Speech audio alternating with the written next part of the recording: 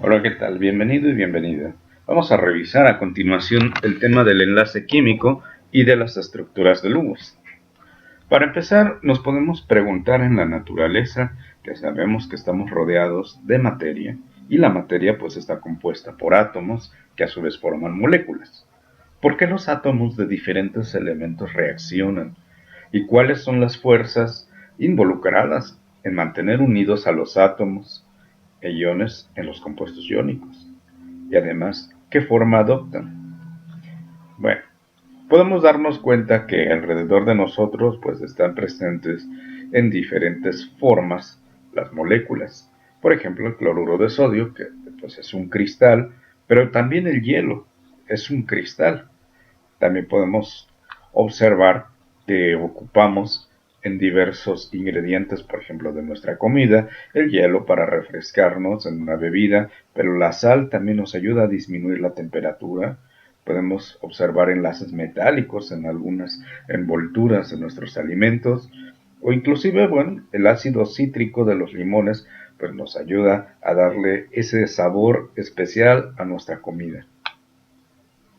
Hablando del enlace iónico, ya hemos repasado que el enlace iónico se forma a través de la unión electrostática de dos átomos, los cuales cada uno de ellos tiene una carga, por lo tanto, ya dejan de ser átomos neutros y se convierten en iones, siendo positivo el ion que se llamará catión y negativo aquel ion que se llamará anión, y por leyes de cargas, positivo y negativo se ven atraídos. Las características de los compuestos iónicos son las siguientes. Presentan altos puntos de fusión, son sólidos y la mayoría cristalinos. La mayoría se disuelve en agua y disueltos en agua pueden conducir la electricidad. Aquí hay una pregunta.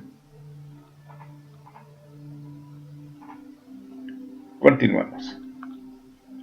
El enlace covalente se lleva a cabo a través de dos átomos que están compartiendo sus electrones.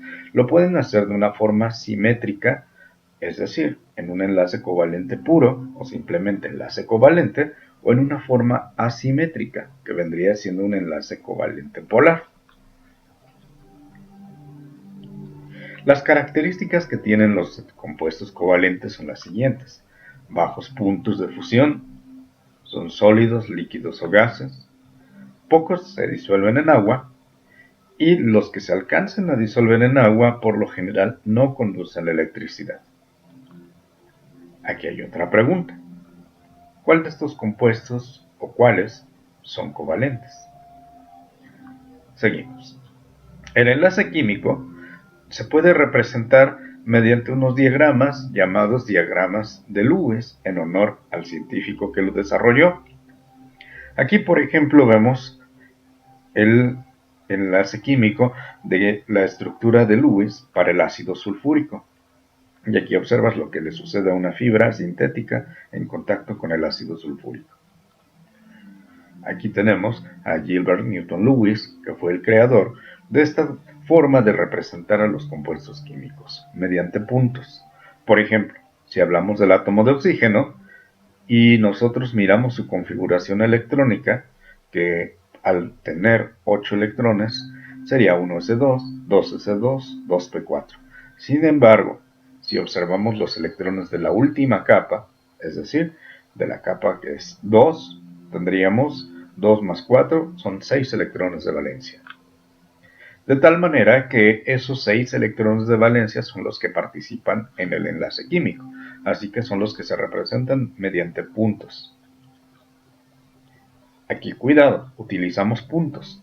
Algunos textos o alguna bibliografía o algunas veces en tus clases quizá te lo enseñaron que se ponían taches, cruces, triángulos o cualquier otro símbolo. Sin embargo, lo correcto, de acuerdo a Lewis, son los puntos.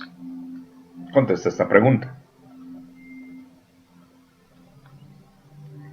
Las características que permiten el enlace químico entre los átomos, pues va a ser que los átomos cuando se unan entre sí para formar un enlace químico, tengan una configuración más estable que los átomos de partida.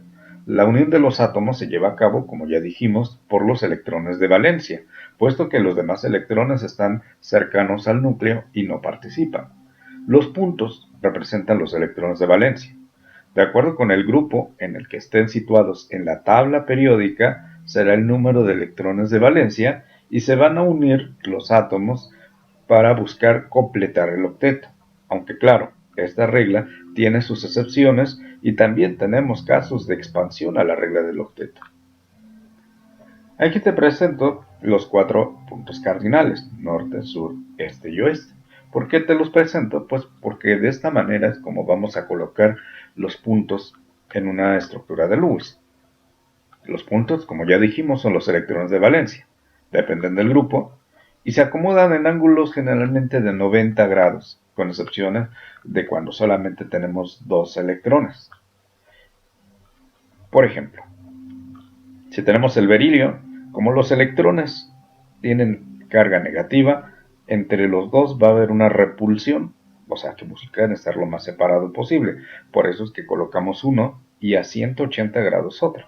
Da igual si lo colocamos de esta manera, o también podría estar un punto sobre el berilio y otro punto debajo del berilio. Para el caso del boro ya tenemos un tercer punto, puesto que está en el grupo 13 de la tabla periódica, son 3 electrones. El carbono está en el grupo 14, tiene 1, 2, 3 y 4 electrones. El nitrógeno, grupo 15, nos daremos cuenta que tendremos 4 electrones y no va a haber más que formar una pareja de electrones, a la cual se llama par de electrones libre. Y esta pareja pudo estar acá arriba, pero también la pudimos haber tenido del lado izquierdo, derecho o hacia abajo. Muy bien.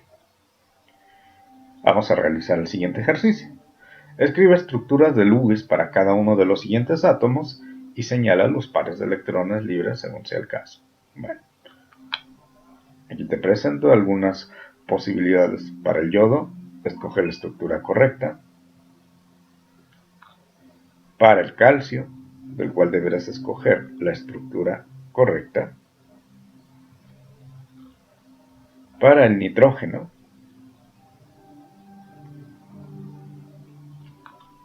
así como para el bromo. Y finalmente, el germanio. Aquí te muestro en esta tabla periódica cómo podemos darnos cuenta de lo que habíamos dicho anteriormente. De acuerdo al grupo, si tenemos grupo 1A, es un electrón de valencia, grupo 2A, 2 electrones, grupo 13, que anteriormente era 3A, los 3 electrones, 4A, 5, 6, 7 y 8, con excepción del helio, que solo tiene 2 electrones.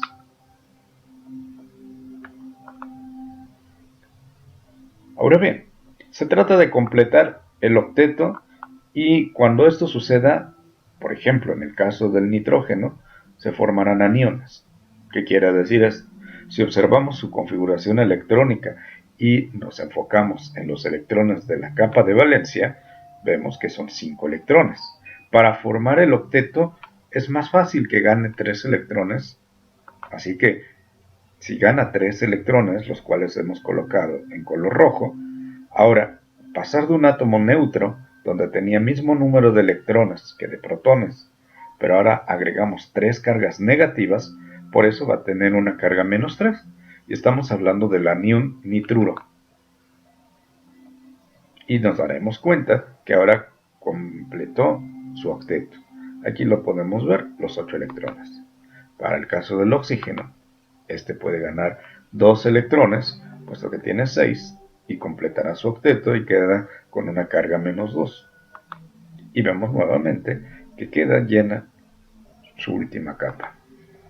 El caso del flúor, que por ejemplo tiene 7 electrones, sabemos pues que solamente va a requerir un electrón. Por eso tendrá una carga menos 1 el ion fluoruro.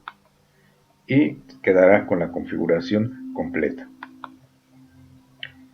Ahora, para el caso de los cationes, los metales prefieren perder electrones, como es el caso del sodio, por ejemplo, tenemos un 3s1.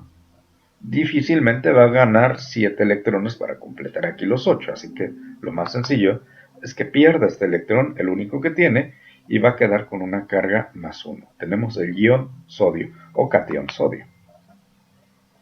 Nos daremos cuenta que ahora, al perder el 3s1, la última capa de valencia viene siendo la capa 2, en la cual tenemos el octeto completo. Para el caso del magnesio, vemos que puede perder 2 electrones, por lo tanto, queda como catión magnesio +2 o 2+, y nuevamente observamos que queda con 8 electrones en su capa de valencia.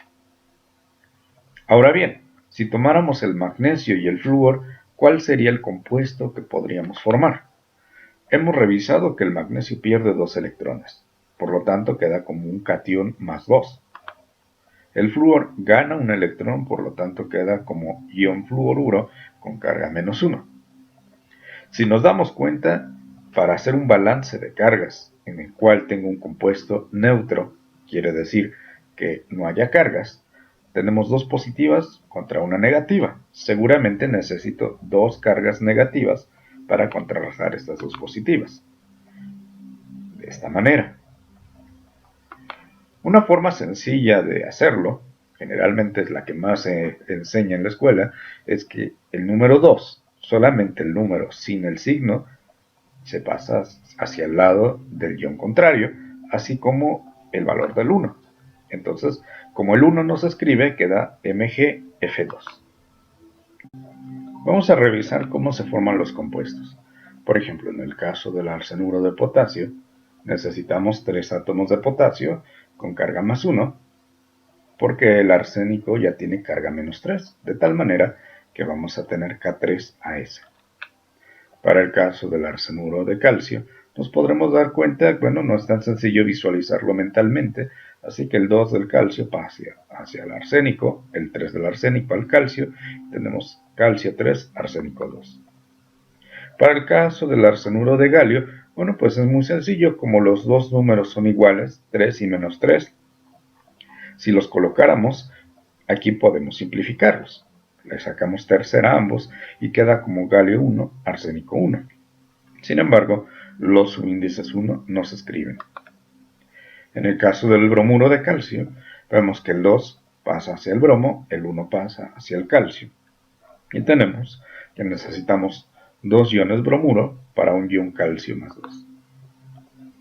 Vamos a hacer este ejercicio.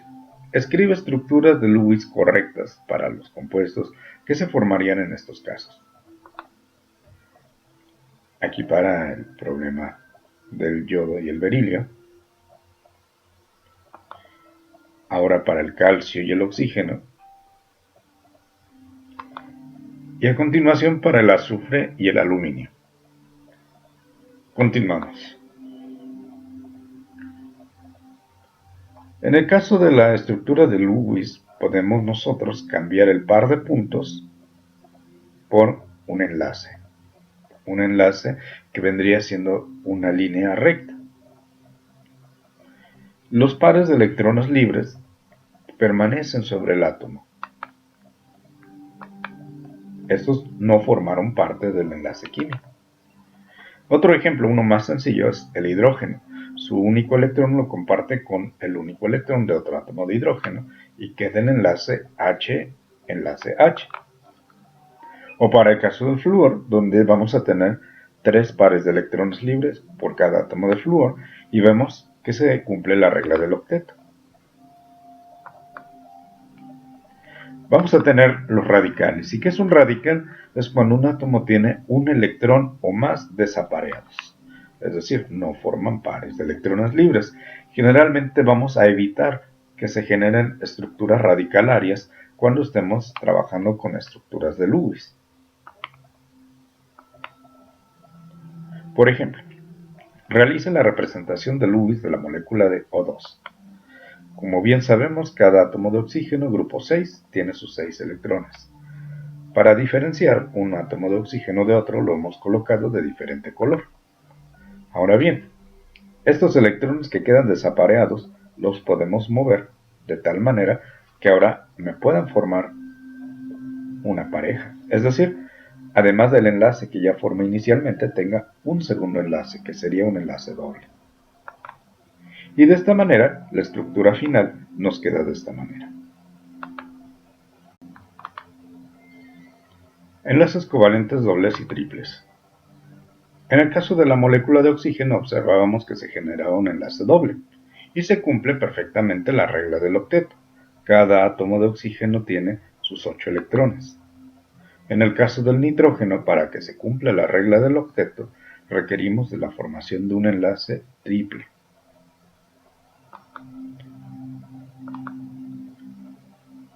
Ejercicio. Vamos a obtener la estructura del Lewis, el número de electrones de enlace, el número de electrones de no enlace para el dióxido de silicio. Vamos a seguir estas reglas que nos podrán ser de utilidad. Primero, identificar el átomo central. Generalmente, y a veces pueden haber excepciones, buscar el átomo más electronegativo o el átomo que esté en menor número. Colocar alrededor de él los demás átomos. Escribir los electrones de valencia con puntos, como hemos visto, de preferencia usar colores para distinguirlos. Forman enlaces sencillos. Si tenemos electrones desapareados, entonces empezará a formar enlaces dobles, triples y buscar si el compuesto que estamos formando no es una excepción a la regla del octeto. Por ejemplo, el silicio está en el grupo 14 y oxígeno grupo 16. De aquí que el silicio tiene 4 electrones y el oxígeno 6. Aquí está su configuración electrónica por si todavía te queda alguna duda. Y entonces vamos a observar lo siguiente. Vamos a ver que el silicio con este oxígeno forma aquí un enlace. Este silicio con este otro oxígeno, otro enlace. Pero quedan electrones desapareados. Entonces, este electrón se mueve hacia acá, mientras que este electrón del silicio hacia acá.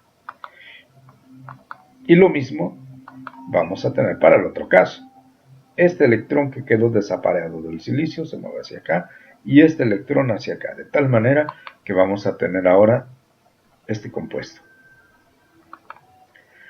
Podemos darnos cuenta que por todo el compuesto tenemos 4 pares de electrones de no enlace, o sea, 4 pares libres.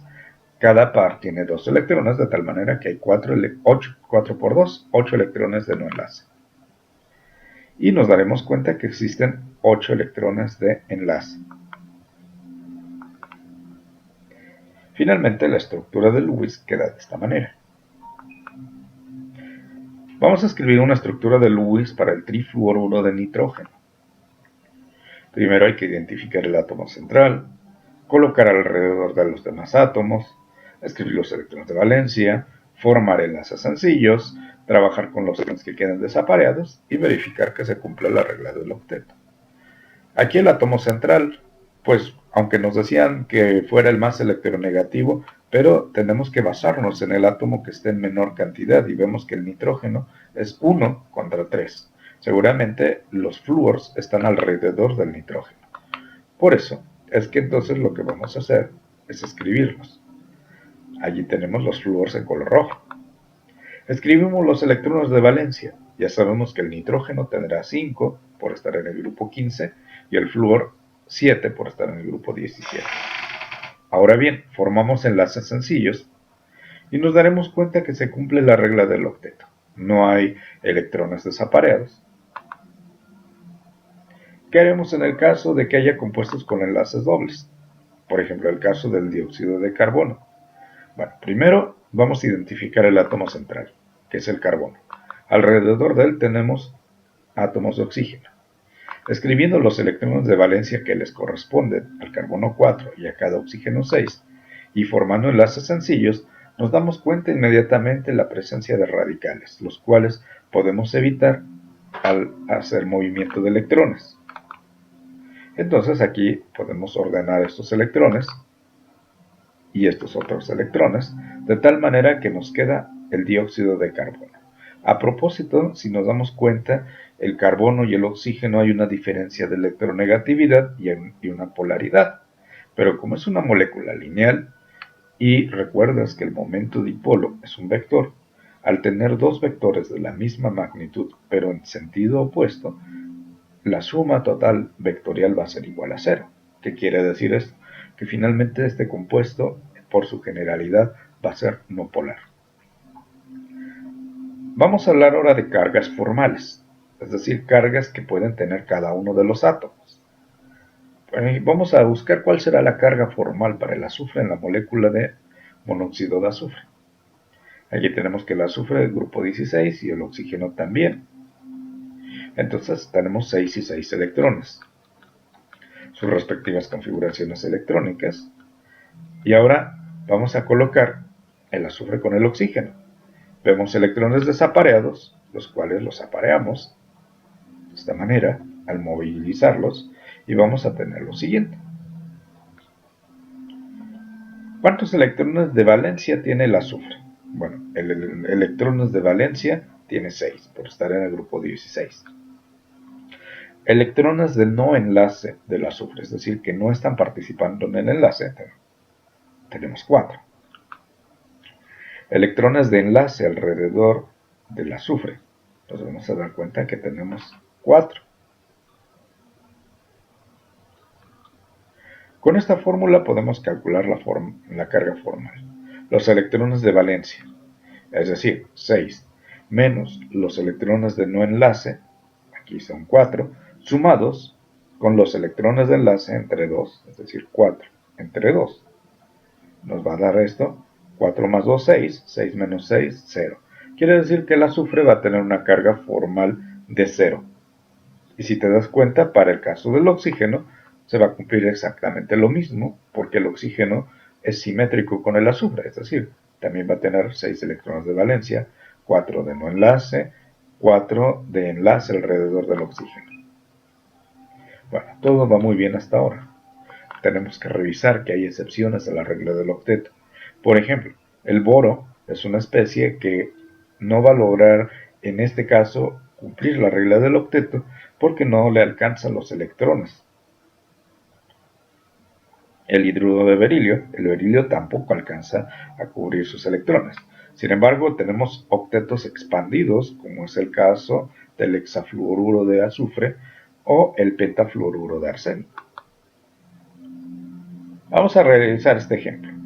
Escribe una estructura de Lewis correcta para el monóxido de carbono y obtén las cargas formales del carbono y del oxígeno. El carbono tiene 4 electrones, grupo 14. El oxígeno tiene 6, grupo 16. Al unirlos, vamos a tener un enlace carbono-oxígeno. Y apareando los electrones que quedaban libres, es decir, sin estar en una pareja, vamos a tener un enlace doble. Y todavía del carbono tenemos 2 electrones en forma radicalaria. Lo que haríamos entonces sería desaparear uno de estos electrones del oxígeno y aparearlo con este carbono para tener un enlace triple. Sin embargo, ahora nos damos cuenta que este oxígeno tiene un electrón sin aparear, lo mismo que este carbono. Así que esto sí es válido, se puede cambiar este electrón hacia el carbono. De tal manera que vamos a tener esta estructura. Si observamos esa estructura química que nos dio, y vemos que el carbono tiene 4 electrones en su forma neutra, pero al tener un electrón de más, va a tener una carga menos 1. En este caso, contamos los electrones del carbono, son 3, 4 y 5. Quedó en color rosa porque vino aportado por el oxígeno, lo entendemos, pero ahora está hacia el carbono, por lo tanto son 5 electrones. En el caso del oxígeno, vamos a darnos cuenta que el oxígeno con 6 electrones tiene carga 0. Si tuviera 7 electrones, tiene carga menos 1. Y si tiene 5 electrones, su carga va a ser más 1. Y podemos darnos cuenta que tenemos 5 electrones del oxígeno. Por lo tanto, en esta estructura vamos a asignar la carga menos al carbono y la carga más al oxígeno. Espero que haya quedado claro este ejercicio. Ahora, te voy a dejar que practiques en tu cuaderno desarrollando cada una de las siguientes estructuras de Lewis. Para el cloruro de hidrógeno, para el peróxido de hidrógeno, para la etilamina y para cada uno de los demás compuestos, la dietilmetilamina, el ozono, para el acetato de metilo. Muy bien, compara tus respuestas.